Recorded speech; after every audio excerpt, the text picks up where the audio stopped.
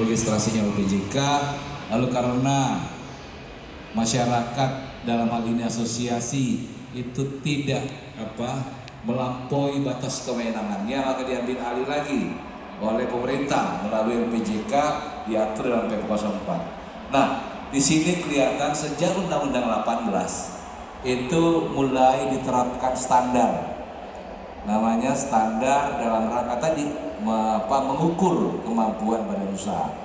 Dengan kondisi ini, di sini Bapak lihat ada dua lembaga yang mengeluarkan izin, ada namanya pemerintah kabupaten kota yang benar OPJK, kemudian sertifikat badan usahanya oleh OPJK dan asosiasi. Maka pemerintah melihat ini adalah perjalanan panjang untuk memperoleh izin.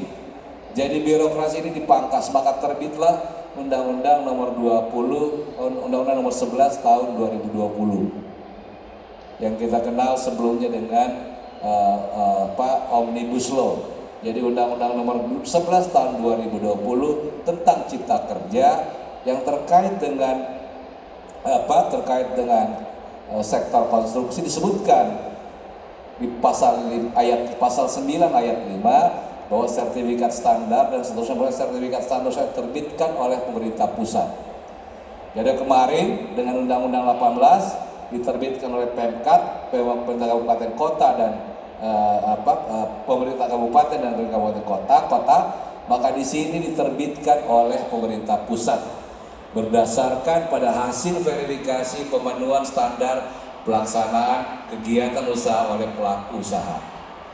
Lalu di ayat 6-nya, dalam hal kegiatan memerlukan standarisasi produk, proses, maka dia harus memiliki sertifikat standar. Nah, sertifikat standar kemudian diatur di dalam PP 5, beberapa pembuat kriteria, maka itulah yang selama ini kita kenal dengan sertifikat badan usaha. Bapak Ibu sekalian, pelaku usaha. Jadi kalau kita baca ulang lagi bahwa di sini pemerintah pusat menerbitkan sertifikasi produk berdasarkan hasil verifikasi standar yang wajib dipengaruhi oleh pelaku usaha sebelum melakukan kegiatan komersilnya. Jadi kalau Bapak lihat di sini bahwa perizinan berusaha itu ada nomor induk berusaha dan sertifikat standar. Dari 92.000 kontraktor itu baru kurang lebih 12.000 ya yang memiliki NIB dan sertifikat standar, dalam hal ini SBU. Kenapa demikian? Karena sertifikat badan usaha yang terbit berdasarkan PP 04 ini masih berlaku sampai berakhir masa berlakunya. Tapi kemudian sertifikat badan usaha itu tidak bisa menotifikasi sertifikat standar sebagaimana amanat pasal 9.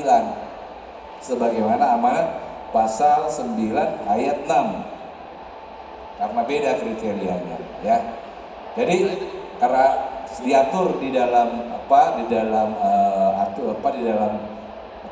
peraturan Menteri PUPR bahwa SBU yang masih berlaku yang diterbitkan berdasarkan Undang-Undang 18 tetap berlaku sampai berakhir masa berlakunya. Namun demikian, ini ada dua sertifikat standar atau SBU yang kemudian di dalam proses tender maupun proses kegiatan komersil bahasa usaha ini sedikit mendapatkan hambatan dari beberapa gugatan-gugatan yang dilakukan oleh lembaga LSM dan lain sebagainya. Proses daripada penerbitan sertifikat standar atau SBU itu kurang lebih itu semua menggunakan digitalisasi.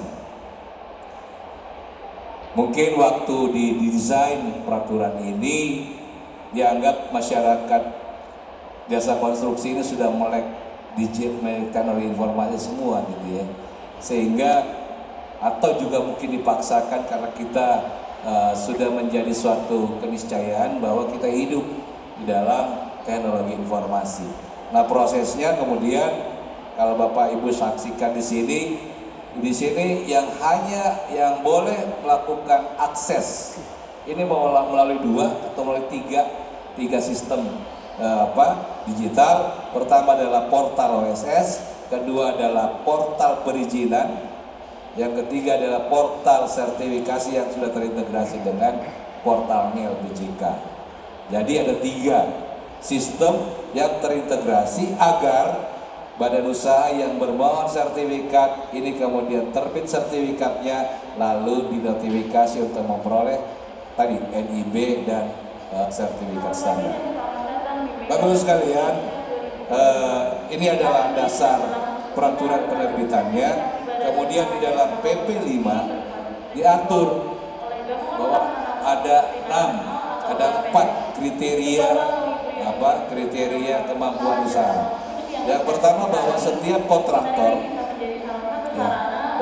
kontraktor itu harus memiliki penjualan tahunan.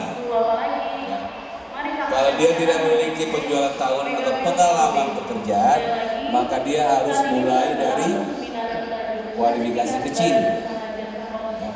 Bapak lihat sini ada kualifikasinya menengah besar.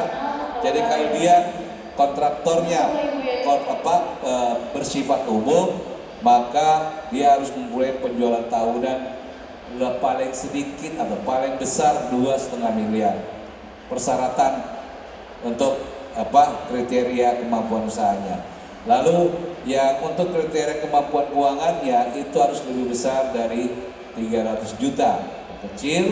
Lalu untuk ketersediaan tenaga kerjanya, dia harus mempunyai personil teknik, baik sebagai penanggung jawab teknik badan usaha maupun sebagai penanggung jawab subklasifikasi. Lalu dia harus memiliki peralatan. Jadi peralatannya untuk kualifikasi yang sederhana kok. Itu cuman bisa dalam bentuk mobil pickup, bisa dalam molen, bentuk molen, generator dan sebagainya. Inilah gambaran kriteria. Jadi kriteria di sini ada kriteria kemampuan penjualan tahunan, kemampuan keuangan, keterangan tenaga dan keterangan peralatan. Nah ini kemudian diatur lebih lanjut di dalam Peraturan Menteri PUPR nomor 6 tahun 2021.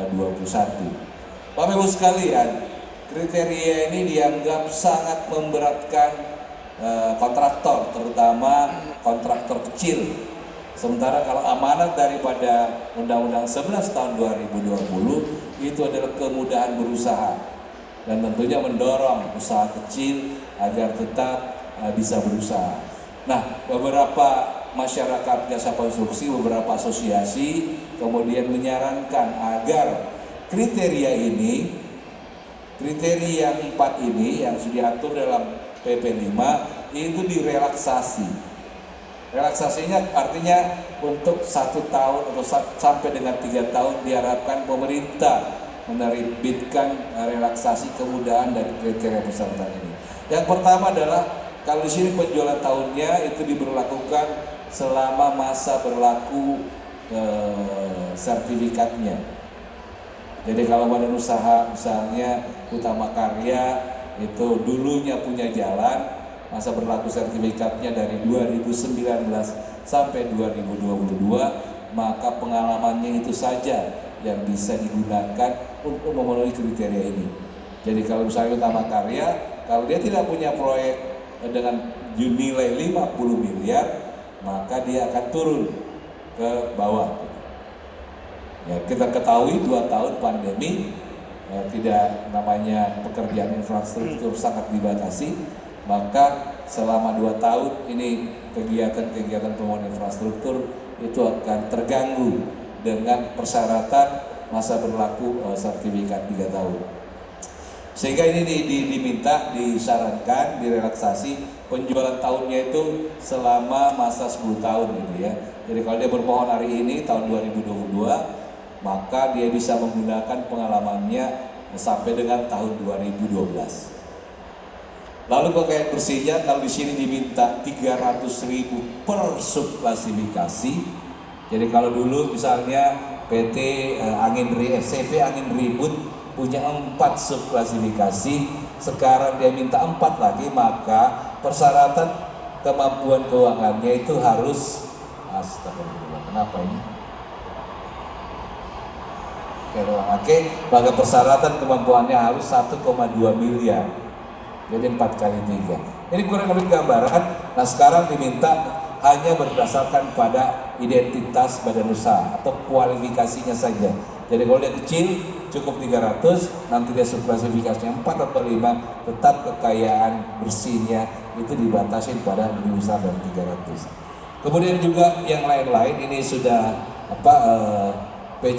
PJS KBU-nya memang karena keterbatasan jumlah tenaga kerja yang memiliki sertifikat kompetensi kerja, maka diminta relaksasi itu adalah relaksasinya diminta per 5 subklasifikasi. Kalau ini per 1 subklasifikasi.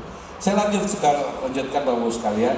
Setelah badan usaha memiliki perizinan berusaha NIB dasar plus sertifikat standar dengan SBU komitmen sudah terbit, maka si badan usaha punya kewajiban.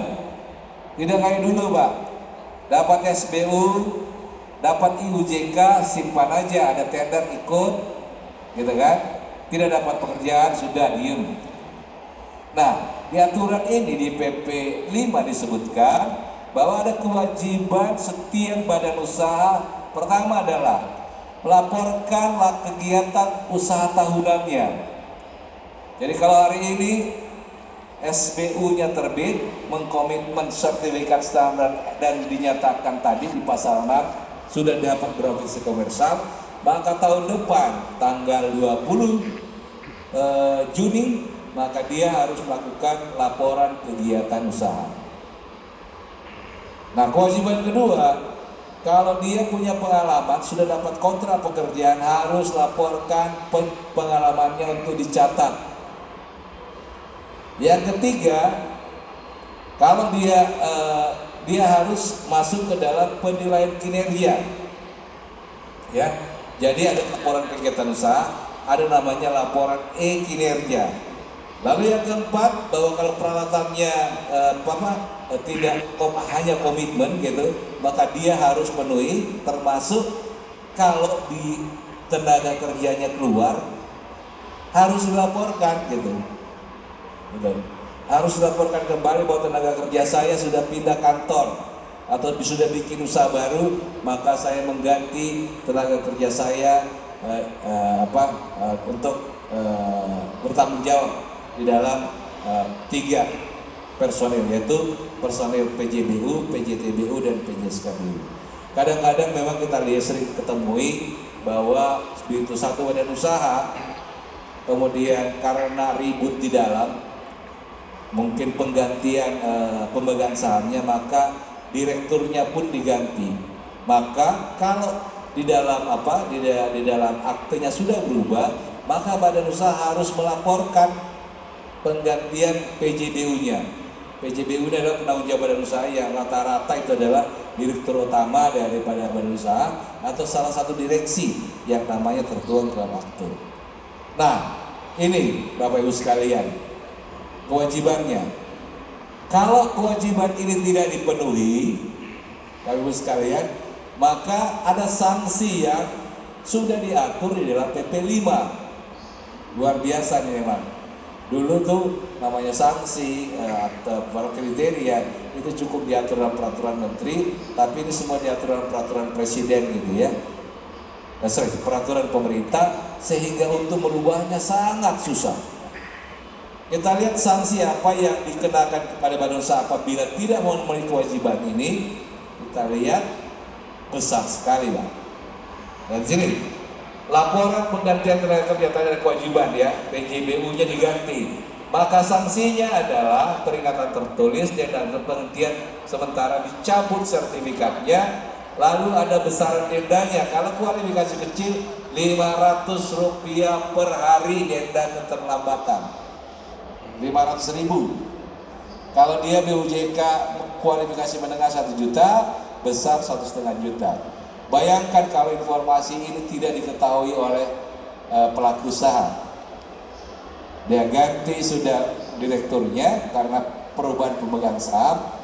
Selama 3 bulan dia tidak tahu ada aturan ini, dia tidak laporkan penggantiannya, maka dendanya dikali saja misalnya BUJK besar 1,5 juta per hari gitu ya, kemudian kali 30 kali 3 lumayan. Dan uang ini adalah penerimaan negara bukan pajak. Yang kedua,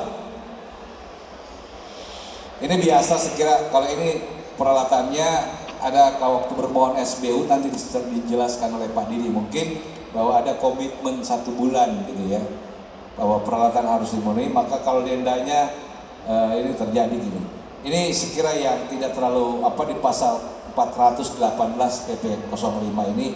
Nah yang berat itu adalah ini Pak, 419.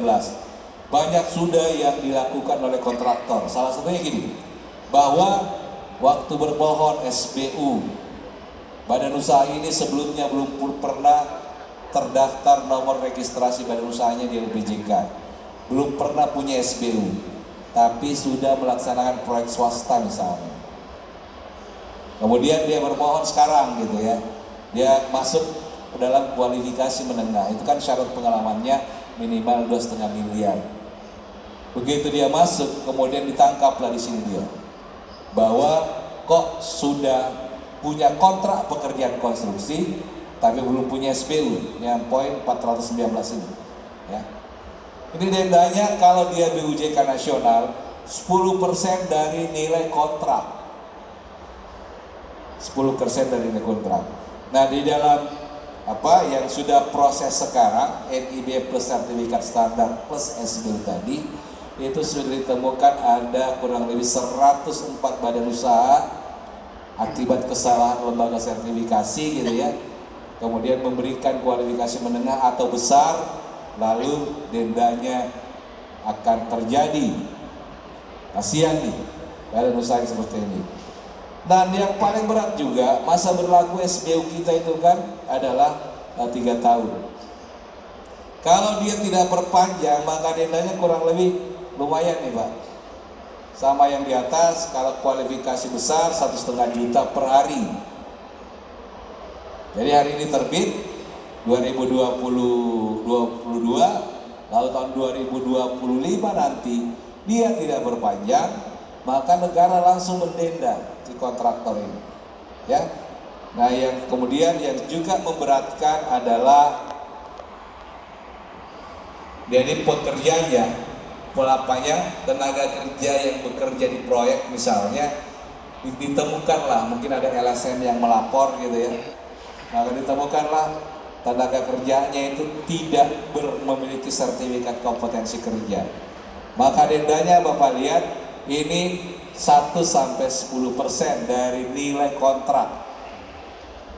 Jadi kalau ada LSM di sini mungkin bisa jadi lahan nih Pak, ini bisa jadi ATM, datang ke kontraktor, lihat tenaga kerja yang bekerja di situ gitu ya, temulah tukang mungkin supervisornya pegang gambar, tanyain aja punya sertifikat kompetensi tidak, namanya siapa, PT-nya siapa, langsung laporkan. Maka dia akan kena denda antara 2% sampai 10% dari nilai kontrak. Nah laporan kegiatan usaha ini juga, bayangkan yang tadi kewajibannya, kalau dia tidak melaporkan kegiatan usaha tahunannya, kalau dia kecil itu 5 juta per hari, kemudian di UJKN menengah 10 juta per hari. Dan yang terakhir adalah sanksi yang harus diketahui para kontraktor kita, bahwa pelaku usaha yang mendapatkan sanksi berupa pencabutan SBU maka masuk dalam daftar hitam, seluruh direksinya masuk dalam daftar hitam, dan seluruh penanggung jawab TNI-nya tidak boleh menjadi penanggung jawab TNI pada usaha lain dalam kurun waktu 3 tahun. Berapa tahun ya? Oh ya, 3 tahun. Jadi 3 tahun kalau saya misalnya direksi salah perusahaan, kemudian SBU-nya dicabut karena melanggar tadi, maka selama 3 tahun saya tidak boleh berusaha. Saya hanya boleh menghabiskan tabungan saya. Ya, Oke, yang terakhir Bapak Ibu sekalian, ini adalah gambaran bagaimana proses sertifikasi. Bahwa sertifikasi itu dilakukan oleh lembaga sertifikasi, dia terikat dengan sistem manajemen mutu, ya. Jadi kalau tadi ada yang tadi tidak punya pengalaman dengan tanpa perizinan berusaha di masa lalu dimasukkan, maka dia sudah melanggar namanya sistem manajemen mutunya. Jadi bisa kena tadi sanksi, badan usahanya kena, lembaga sertifikasinya kena dengan dicabut lisensinya. Terakhir, dalam hal permohonan SPU tidak perlu banyak-banyak dokumen, cukup dokumen ini saja. Ada kurang lebih 7 kelompok dokumen, dan sekira ini kalau beberapa yang datang ke boothnya lembaga sertifikasi Badan Usaha Agama Negeri dan Bakti di samping, maka itu sudah jelas. Dan juga kalau memang lebih jelas lagi, bisa langsung masuk ke lsdu.id, maka seluruh syarat permohonan ada di situ. Sekira demikian Bapak Ibu sekalian dari saya, lebih dan kurangnya mohon dimaafkan. Saya akhiri, wabillahi taufiq wal hidayah. Wassalamualaikum warahmatullahi wabarakatuh.